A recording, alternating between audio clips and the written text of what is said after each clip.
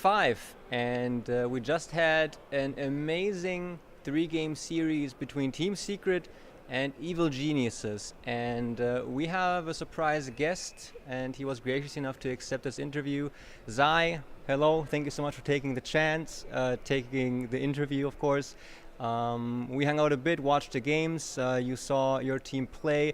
Let's start with something that's relevant to this event itself, the best of 3 between EG and Secret. Just in general, what are your thoughts on the game? The games were very close, I think, in terms of strategy and play-wise. I think both teams were pretty much on equal terms in terms of player ability and strategy-wise, captainship and so on. Game 1, I think, came down mostly to Ember Mag being very difficult to deal with if you're not prepared. And then following Game 1 and Game 2, I think they prepared very well, EG, and they developed like a sort of strat for beating Ember Mag, which Secret was still confident with after Game 1. So they managed to beat the Ember.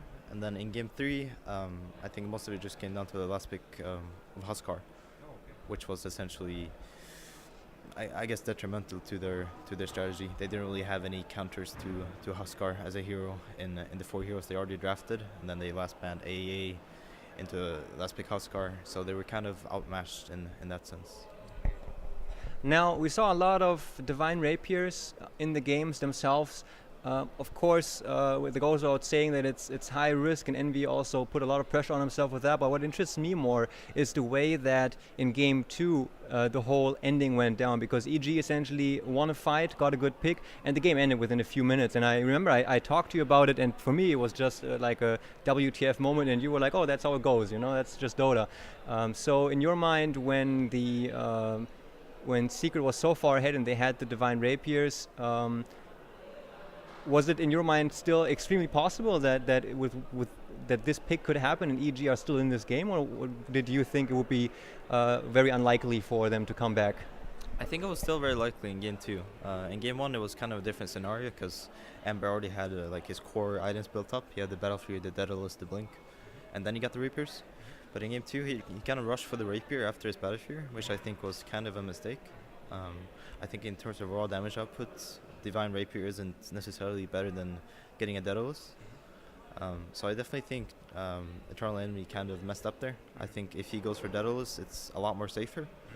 I mean, of course, you have to think from his position, and it was probably that the game was really unwinnable, that they're really far behind, and that he needed the Rapier. But I think in most cases, the Rapier is not going to do anything else that the Daedalus could do. So in that regard, I think he kind of messed up, and it also adds a lot more risk because we saw, like, as soon as he dies, he loses the Rapier, and that's like pretty much all of his items. If he has a Daedalus, the game is still, like, it's still possible to come back even after you lose a team fight. So I'd say that Game 2, the Rapier was kind of a mistake. Yeah. All right. With the next question, I would like to tap into your insight as a professional player, and that comes down to something that I heard Puppy say just now in an interview he did in preparation for the grand final, and that was in regards to EG, saying that he really respects PPD as a drafter and as a captain, especially in terms of his ability to play with the vision game and the information on the map. You being, of course, a friend and teammate of PPD, could you talk a bit about that? Yeah, I think a lot of captains have a certain style that they like to draft and like to play, and I think PPD's is very centered around having vision, and I think a lot of his success comes from having heroes that can abuse vision too. It's kind of how we played back in EG around like TI4 and stuff. It was kind of the same kind of game idea of how to play the game, and PPD's is very centered on vision. All Puppies might be something different.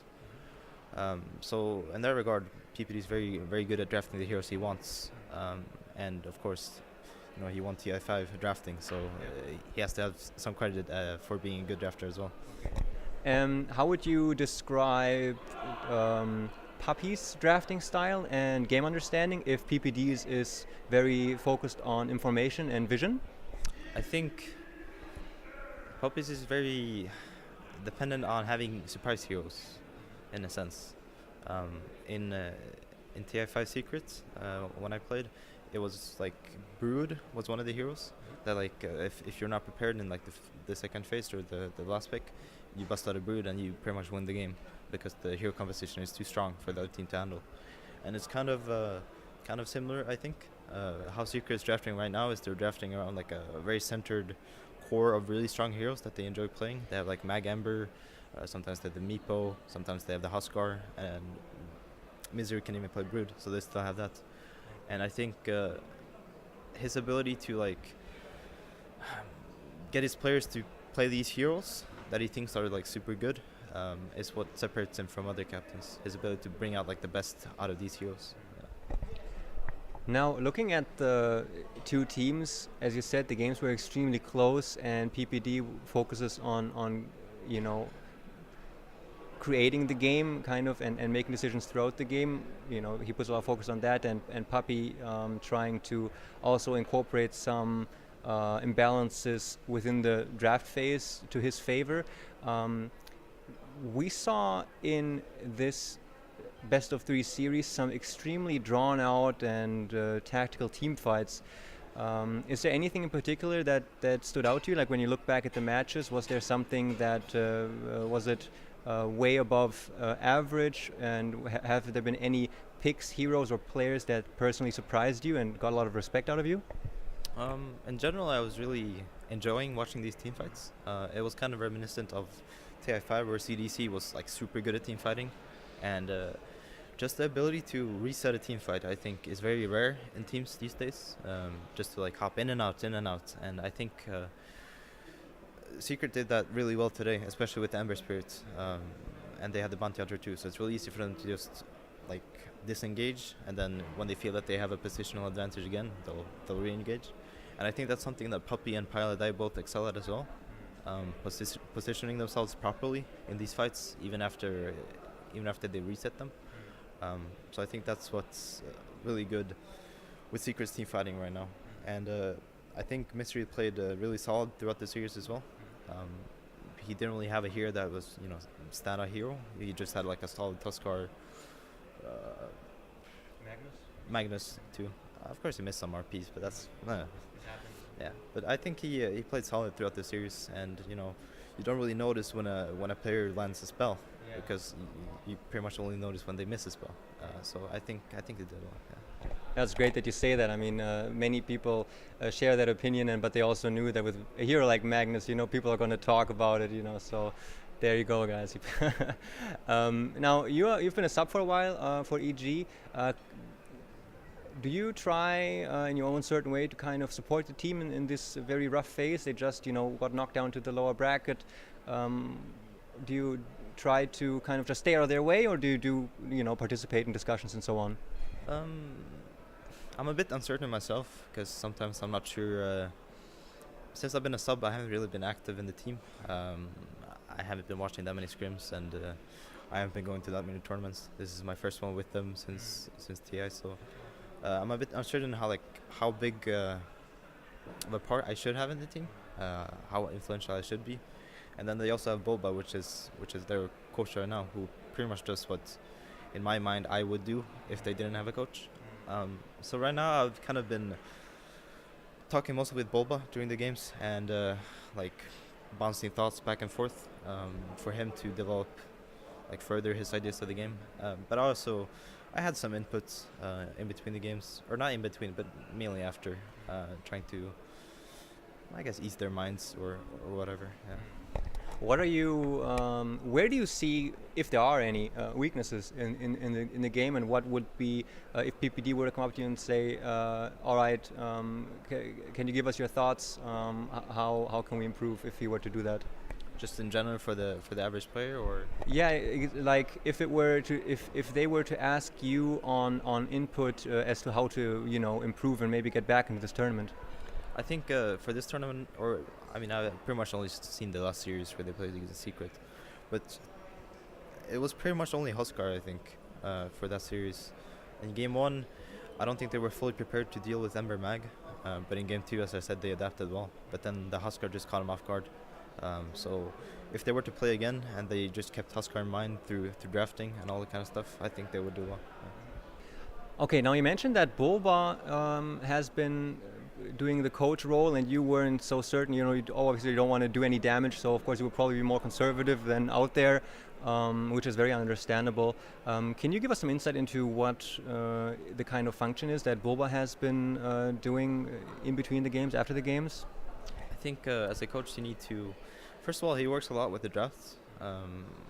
Like when we're sitting discussing the games or watching the games throughout the draft, he would just oh, secret pick Ember. That means we're gonna pick this and this, and he would call the right hero every single time. So you can tell he's been working closely with PPD in terms of drafting and figuring out what to draft against what. But then also it's easier to sit on the sideline and kind of watch the game, because it's easier for you to see like where things went wrong. You can clearly point out where things went wrong, where it's not as clear as a player. So I think pointing out what the team did well in one game and pointing out what they should have done, what they did bad, and all that kind of stuff is pretty much what a coach should do. Now let's talk a little bit about the International 5. Before TI5 there was a bunch of tournaments. I mean, you guys in Team Secret were dominating the scene. And could we talk a bit about the good times in Team Secret, about the atmosphere, and what was unique about it to you when you guys were in the great phase and just stomping everything?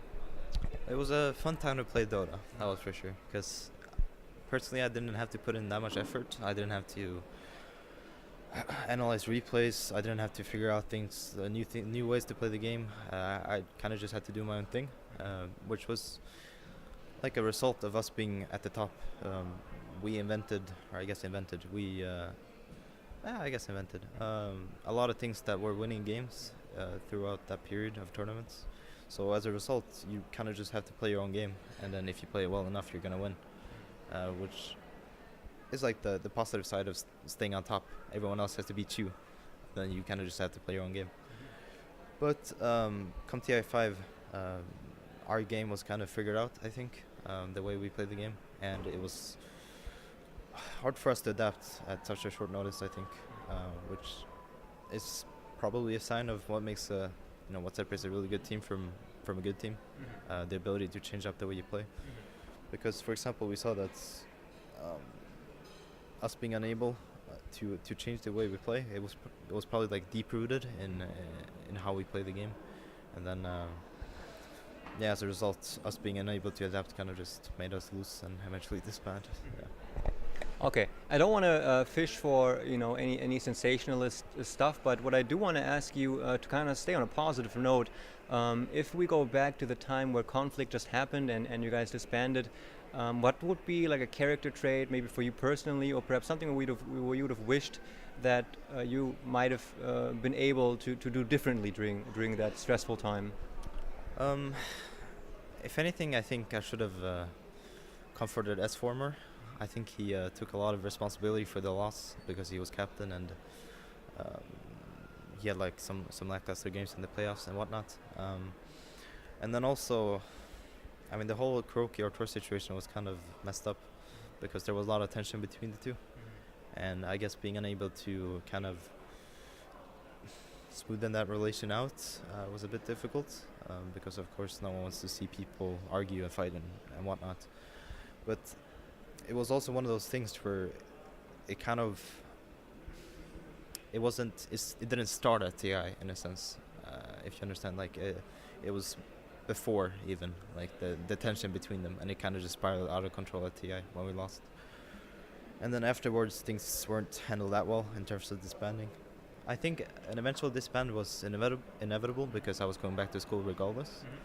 But then, I mean, maybe the team could have stuck together if things were ended on a better note with a replacement for me. But yeah. Just maybe, without going into detail, could you talk a bit about, like, was the source of tension in terms of different understandings of the game or the communication?